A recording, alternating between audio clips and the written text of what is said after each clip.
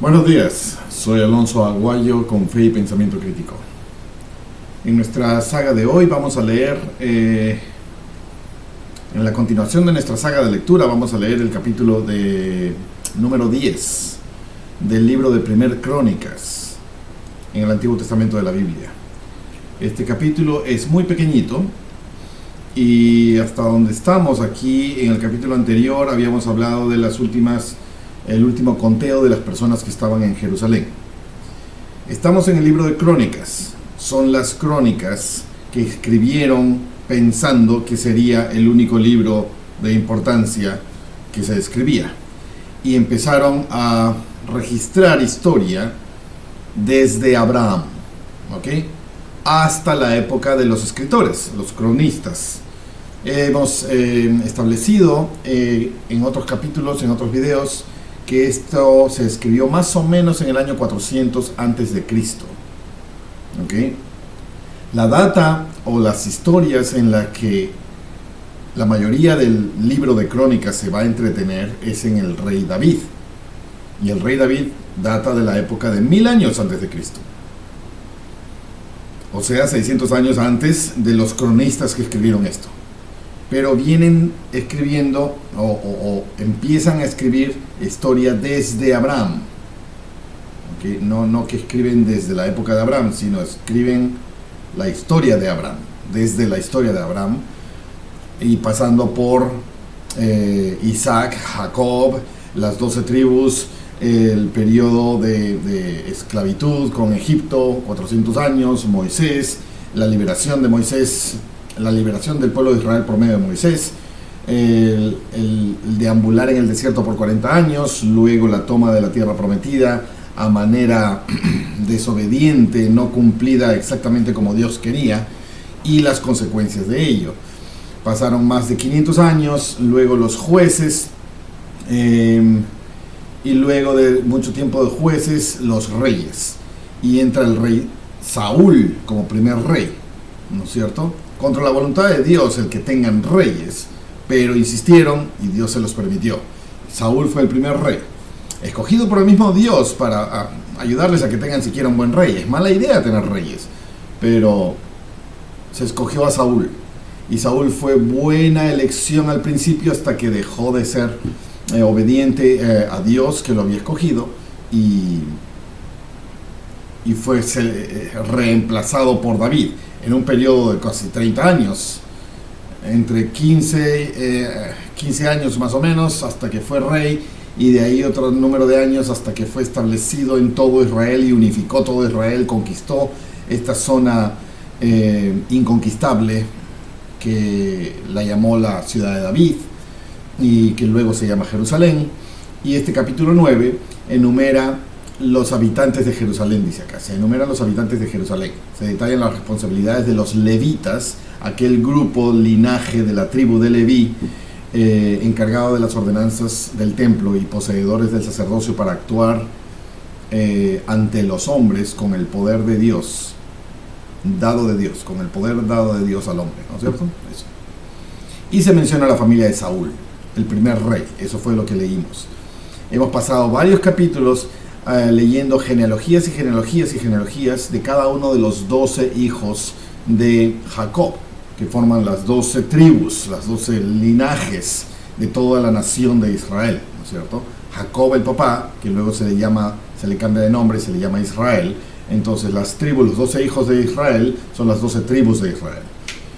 La tribu de Judá, los judíos, es una tribu muy importante porque son los que administran y escriben los registros de siempre, ¿okay? Desde los registros de Moisés, que escribió Génesis, Éxodo, Levítico, Números, Deuteronomio, y todo lo que escribieron los jueces, y todo lo que escribieron los cronistas, y los reyes, y los profetas más adelante, y el periodo del exilio, y el periodo post-exílico, y todo esto es el registro de los judíos. Y sabemos que la historia de los judíos es muy importante porque cuando Israel, padre de los 12, bendijo a los 12, uno por uno les dio sus bendiciones, la bendición que le dio Judá fue tremenda, mucho más grande e importante que la de casi todos los demás. y se estableció que la tribu de Judá iba a mantener el cetro en su mano. Quiere decir que los reyes, no se entendía eso en el momento que recibieron la bendición, pero los reyes iban a venir del linaje de Judá, en su gran mayoría por lo menos, y iba a tener el control Judá, iba a ser la ley Judá, iba a, en fin, protagonismo, ¿ok? La tribu de Judá, los judíos. También hay otro personaje de entre los hijos de Jacob que recibió una bendición tan grande o aún más grande que la de Judá, y este fue José, el mismo José vendido en Egipto y que terminó liberando a toda su familia, los 7 años de pobreza, los 7 años de riqueza y todo eso que hemos leído tanto en los libros de Génesis, ¿no? Sí. Ese José recibió una bendición de su padre Jacob o Israel, tan o más grande como la de su hermano Judá. José sí era primogénito, y era primogénito de la esposa original, la amada, la única escogida por su padre Jacob. Pero a la hora de casarse, le engañaron y le dieron a la hermana mayor. Entonces, luego le entregaron a la que él quería. Y la que él quería no podía tener hijos. Y la mayor o la primera tuvo varios hijos, 4 o 5. Y la amada entregó a su criada como representativa, potencial madre, a nombre de la esposa amada. Y esta criada tuvo hijos. ¿Cómo se llamaba la hermana? Lea, Bila, Silpa, Lea. Lea creo que se llamaba la hermana mayor. Raquel creo que se llamaba la esposa amada. Le entrega a Bila como criada representante y tiene hijos con Bila. Y luego Lea dice, yo también te entrego a mi criada. Y también tuvo hijos con Silpa, la criada. O ya me confundí cuál es cuál. Al final hubo 4 mujeres que tuvieron hijos de Israel o de Jacob. Judá es el 4º o 5º de Lea. ¿Ok? Pero José es el primero de Raquel, la amada. Y ese primer hijo, José, fue medio que el favorito de Israel, de Jacob. Y lo favoreció, y el resto de sus hermanos, 10 hermanos, estaban envidiosos. Y por eso lo quieren matar y lo venden a Egipto y se vuelve esclavo y desaparece de la escena de ellos por cerca de 25 años. Entonces, José y Judá reciben una tremendísima bendición comparado con los otros 10. José fue el hijo número 10. Cuando fue vendido, bueno, un poco antes, esta Raquel, mamá de José, también tuvo otro hijo, el hijo número 11. No, pues, José era el 11 y el siguiente hermanito, Benjamín, fue el 12.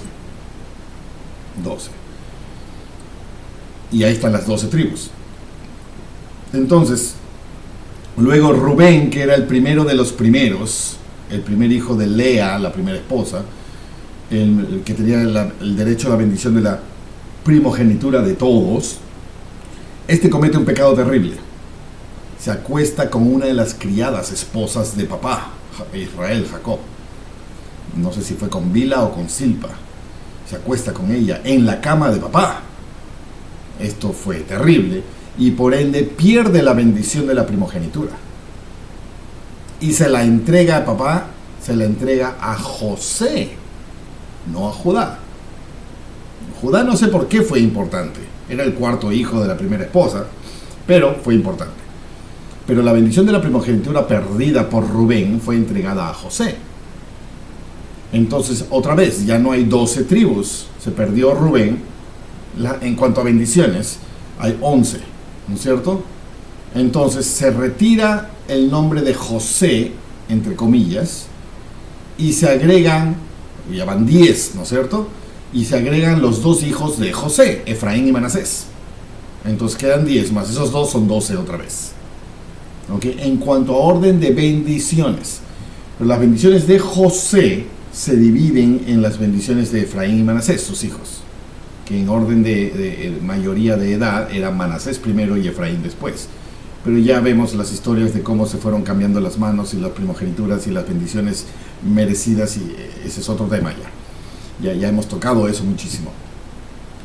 Entonces, las bendiciones que se dieron a José, tan o más grandes que las que se dieron a Judá, son conocidas en el Génesis, donde se leen de esas bendiciones, pero luego nada se sabe.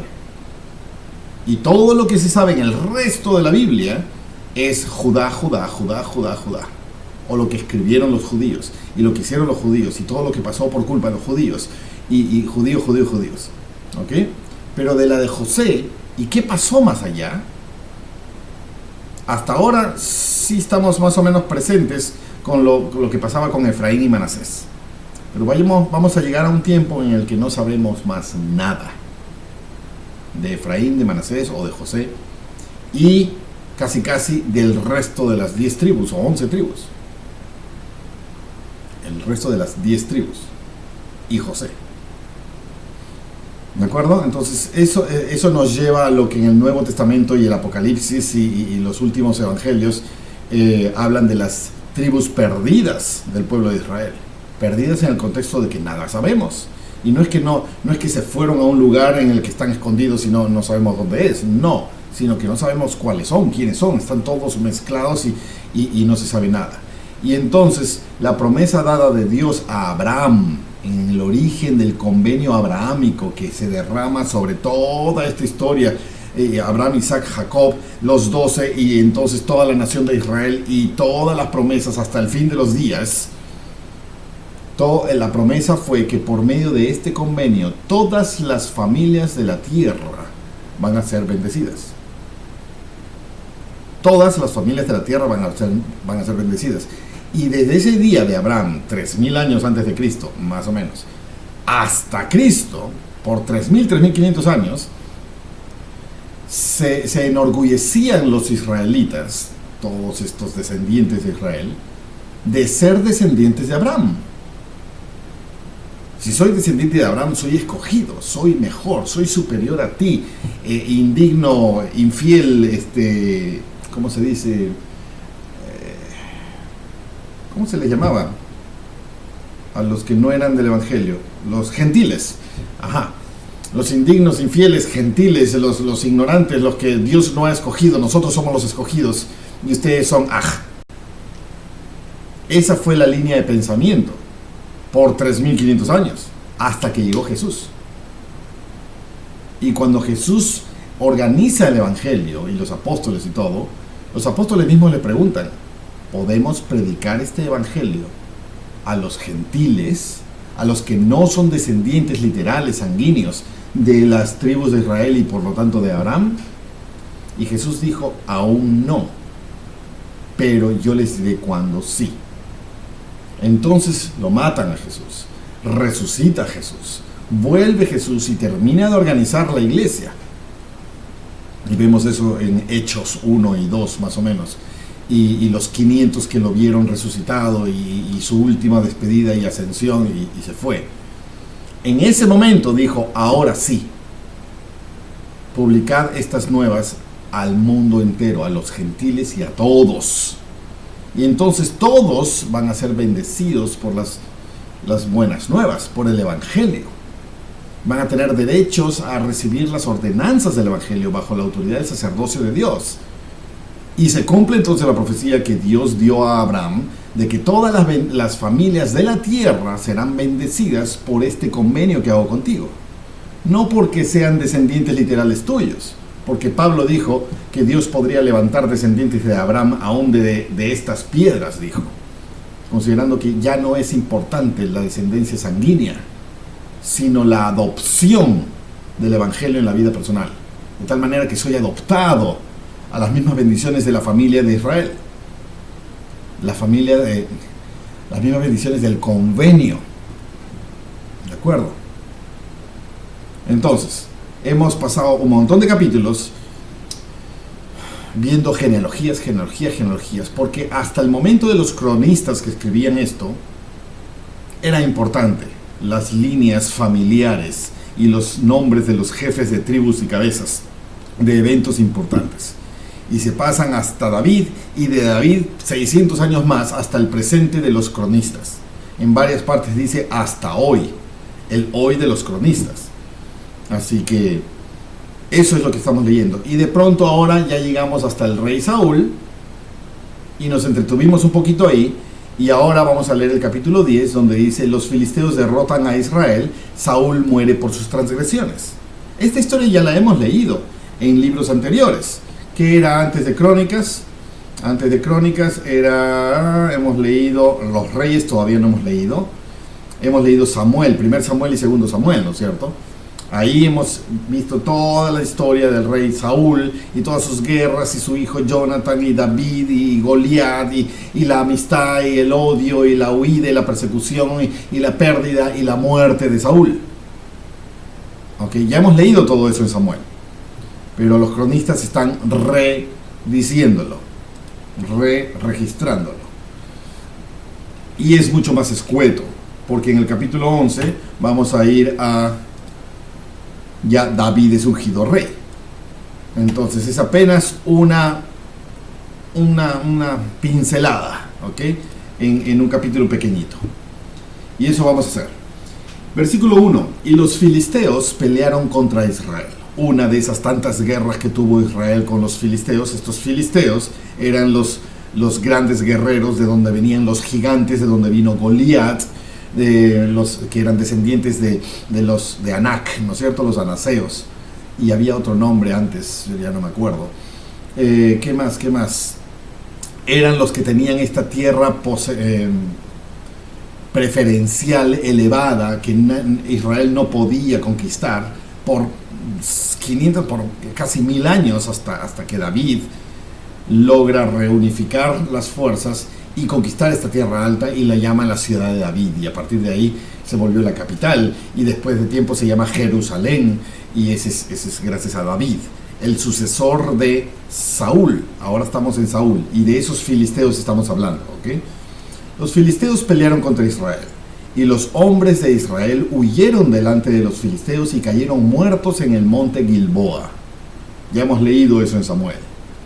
Y los filisteos persiguieron muy de cerca a Saúl y a sus hijos, que eran los líderes de la guerra, ¿no es cierto? Y los filisteos mataron a Jonathan, el hijo de Saúl, el gran amigo de David, y a Abinadab y a Malquisúa, los hijos de Saúl, estos 3 hijos. Y arreció la batalla contra Saúl, y le alcanzaron los arqueros, y fue herido por los flecheros.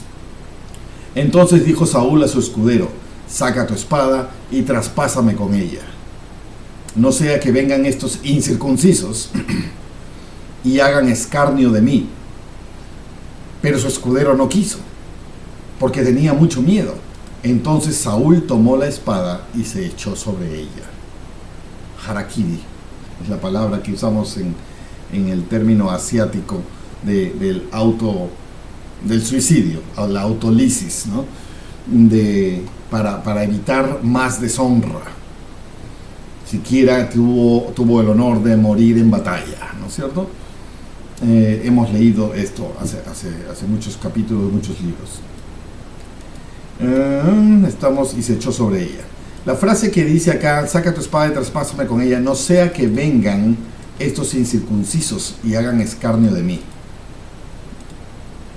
Incircuncisos. Esta es una frasecita, me parece que ya la hemos explicado en alguna ocasión, que se refiere al convenio abrahámico, pero está hablando de la circuncisión. La circuncisión era una señal ectópica o física externa que, por alguna razón que ignoro, representaba el convenio hecho con Jehová. ¿Por qué tenía que ser de esa forma? No lo sé. Creo que hemos usado algún tiempo deliberando sobre eso y ahora no es el punto.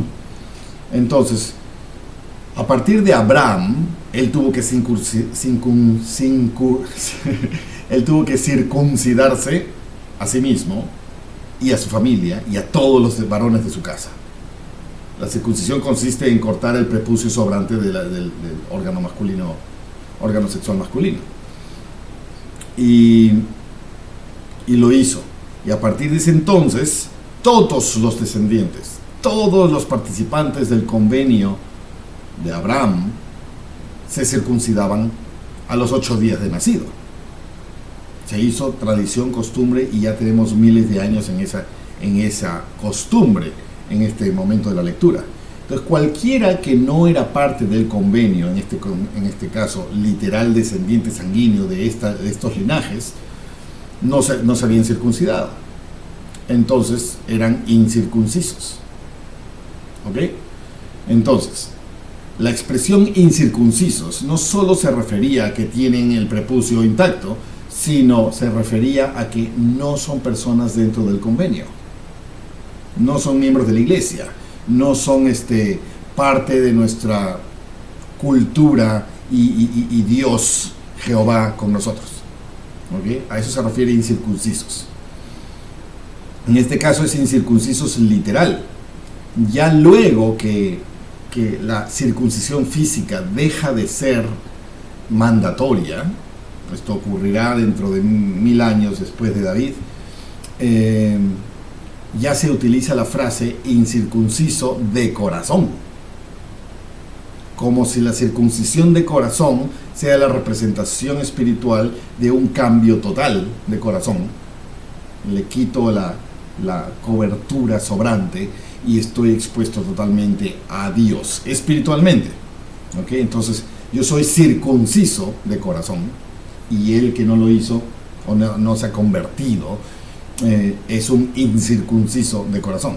Frases que vamos a ver con cierta frecuencia en las escrituras. Muy bien, entonces eso pasó y murió Saúl, herido de guerra y autolisis, o se mató a sí mismo para que no vengan y lo mancillen, hagan escarnio de mí, se burlen. Y cuando su escudero vio a Saúl muerto, él también se echó sobre su espada y se mató a sí mismo. Así murieron Saúl y sus 3 hijos, y toda su casa murió junto con él. Una guerra terrible, una situación espantosa para el propio Israel. Y cuando todos los hombres de Israel que habitaban en el valle vieron que ellos habían huido, los habitantes, no los soldados, ¿ok? Cuando todos los hombres de Israel que habitaban en el valle vieron que ellos habían huido y que Saúl y sus hijos habían muerto, dejaron sus ciudades y huyeron, pánico generalizado. Y vinieron los filisteos y habitaron en ellas, invasión total. Y aconteció que al día siguiente, cuando los filisteos fueron a despojar a los muertos, o sea, quitarles sus espadas, sus uniformes, sus riquezas, sus posesiones, hallaron a Saúl y a sus hijos caídos en el monte Gilboa. Y cuando le hubieron despojado, tomaron su cabeza y sus armas y enviaron todo a la tierra de los filisteos por todas partes, como para hacer escarnio, ¿no es cierto? Para hacer burla y demostración, las cabezas de los jefes de Israel, por todas partes, para dar las buenas nuevas a sus ídolos y al pueblo de los filisteos. Y pusieron sus armas en el templo de sus dioses y colgaron su cabeza en el templo de Dagón.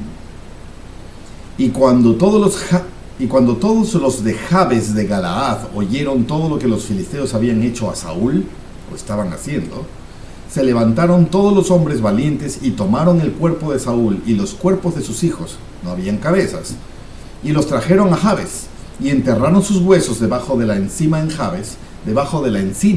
Jabes, y ayunaron 7 días.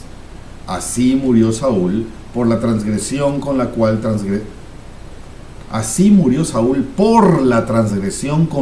transgredió contra Jehová, contra la palabra de Jehová, la cual no guardó, y también porque consultó a la adivina y le pidió consejo. ¿Te das cuenta del enlace que hace acá?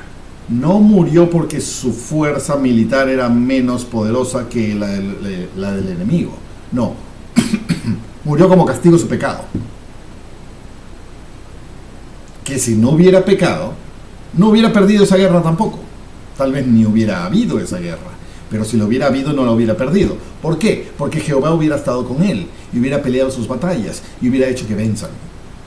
Pero como Jehová no estaba con él, estaba a merced de su propia fuerza y perdió. Ya había ganado otras, pero eventualmente perdió. y no consultó a Jehová. Por esta causa él lo mató. Jehová mató a Saúl, o permitió que muera, y pasó el reino a David, hijo de Isaí.